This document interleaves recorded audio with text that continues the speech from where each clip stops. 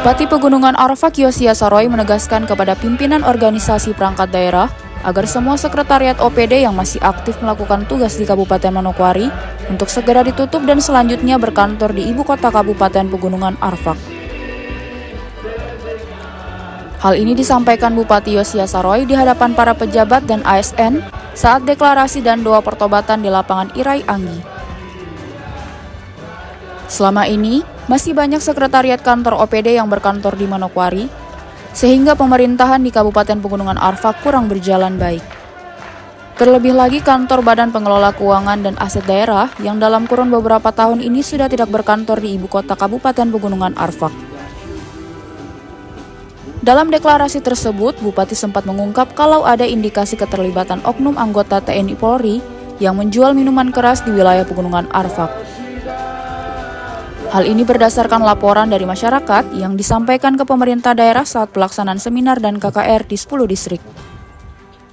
Untuk itu, Bupati berpesan kepada Kapolres dan Dandim Pegunungan Arfak agar dapat memperhatikan hal tersebut karena mengingat sifat dan karakter warga suku Arfak sangat berbeda, sehingga perlu dicegah untuk menghindari benturan antara warga dengan aparat.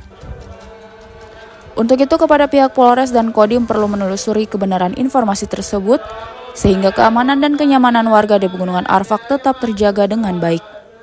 Ya, jadi saya minta yang masuk hari ini sampaikan ke yang tidak masuk bahwa ini suara kenabian, suara Tuhan. Saya itu sudah bicara banyak, tapi Bapak Ibu ya mewakili suara kenabian sebagai pimpinan tertinggi ya di gereja ini, dia yang bacakan. Jadi nanti sampaikan, tolong sampaikan kepada yang masih buka sekretariat di Manokwari semua segera tutup, karena kita sudah doakan dan sudah bacakan ini semua. Jadi mari datang semua laksanakan tugas di Pegap sini ya, dari hari Senin sampai dengan hari Jumat, jam kerja saja Bapak ya, yang kita sepakati ini jam kerja hari Senin sampai dengan hari Jumat. Siang itu pasti Jumat itu pulang tempo, jadi semua sudah ke Manokwari.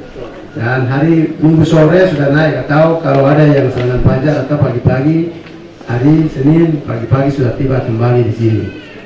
Ya, itu kepada Bapak dan Ramil Anggi, karena kita laksanakan seminar KKR-nya ada yang berikan masukan bahwa ya nanti sampaikan Pak Dandim dan juga Bapak Kapolres bahwa katanya terindikasi ada oknum yang jual miras di sini.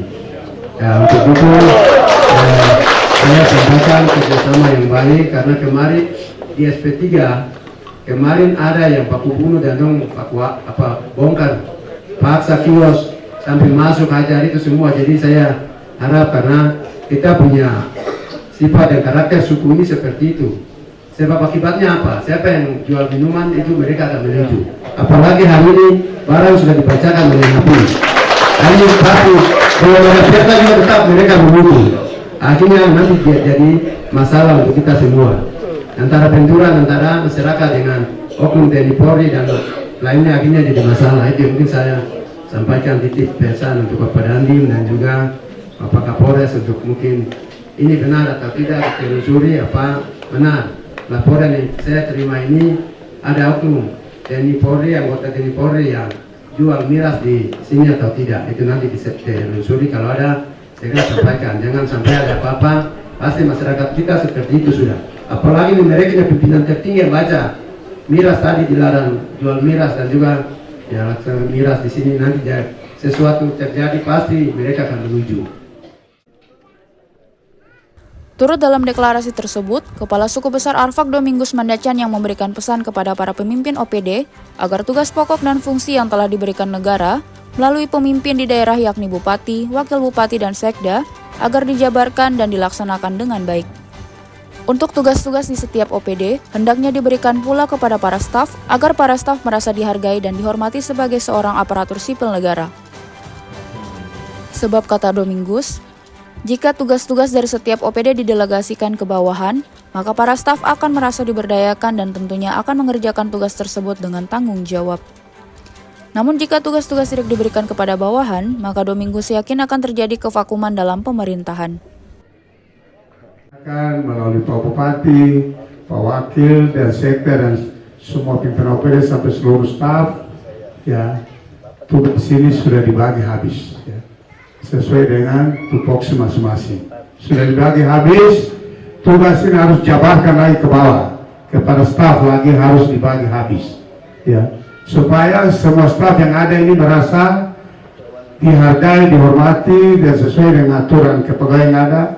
Sesuai tupoksi yang ada sudah dibagi sesuai dan tepat, sehingga mereka bisa merasa bahwa diberdayakan dan sesuai tupoksinya dia akan bekerja maksimal.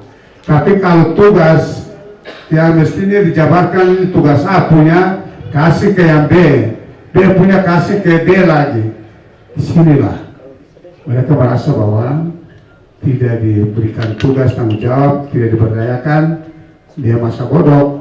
Dia mau masuk kantor kan tidak masuk kantor kan, pada akhirnya ada kevakuman dalam pelayanan pemerintahan yang ada, pelaksanaan pembangunan pembinaan.